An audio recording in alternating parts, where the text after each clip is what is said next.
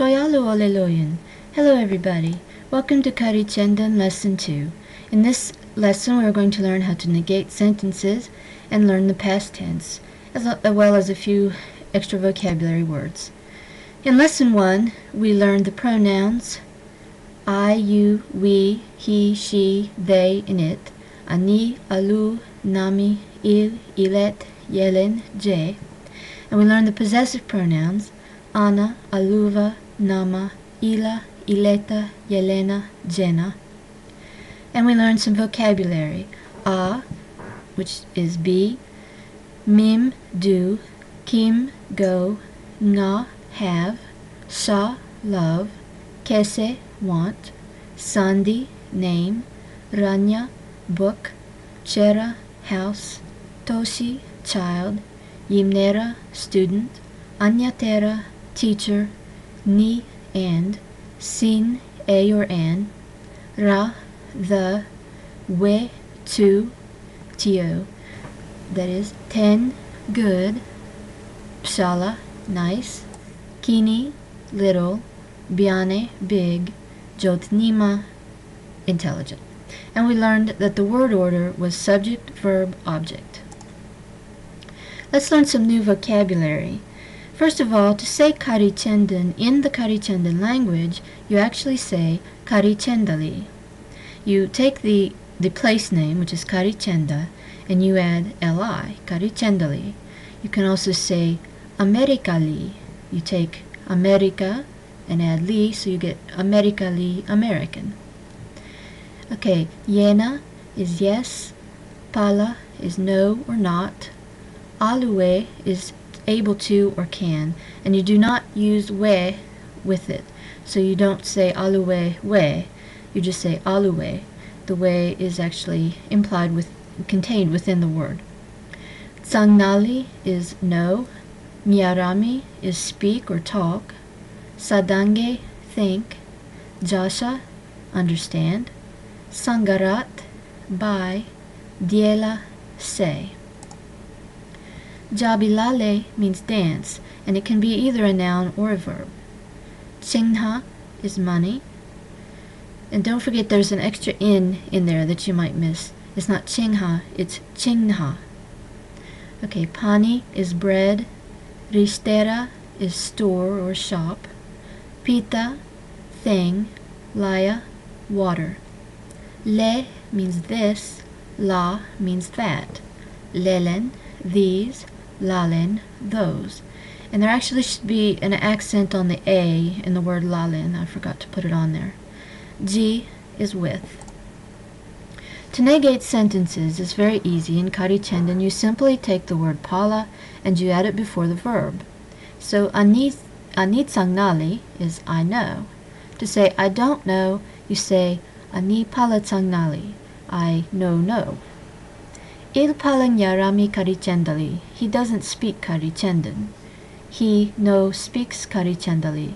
Il palang yarami Carichendali. Ani pala jasa. I don't understand. A very useful phrase when learning to speak a foreign language. Ani pala jasa. Je pala aten. It is not good. Now, in the case of the verbs a and nga, you can actually place the pala after the verb in these cases, and either would be correct. So you can also say je a palaten. It is not good, or it no is good. Ani pala nga chingha. I don't have money. You could say ani nga pala chingha. I have no money. And the first example is kind of indicates a more general I don't have money habitually, or in general I don't have money. Ani pala nga chingha. Whereas the second, ani nga pala chingha, it's I have no money, like I don't have a dime. So it can actually kind of change the sense in that case. To make the past tense is very easy. You simply take the verb and you're going to add one of these endings, eat, neat, or just a T. And how do you know? It depends on the spelling of the verb. So if the verb ends in a vowel other than the vowel E, or I, we pronounce E, add neat. Examples are shanit, which means loved. The word sha is love, so shanit is loved. Dielanit, diela is say, it ends in a vowel, so add nit. Dielanit. Sadangenit. Sadange is think, sadangenit is thought.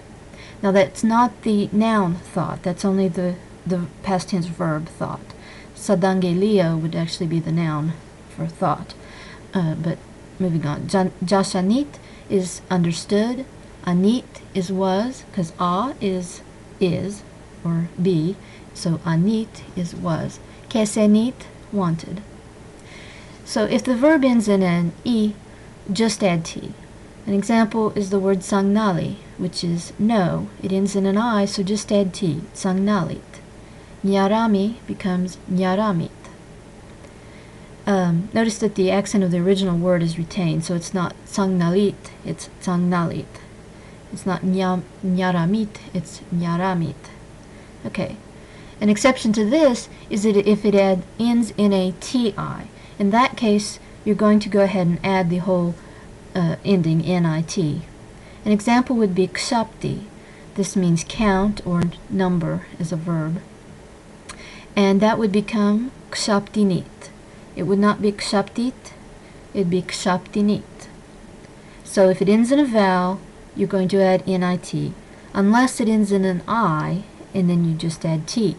If it ends in ti, going to go ahead and add nit. Okay? If it ends in a consonant other than t, add it. So examples are mimit. Mim is do, mimit then is did.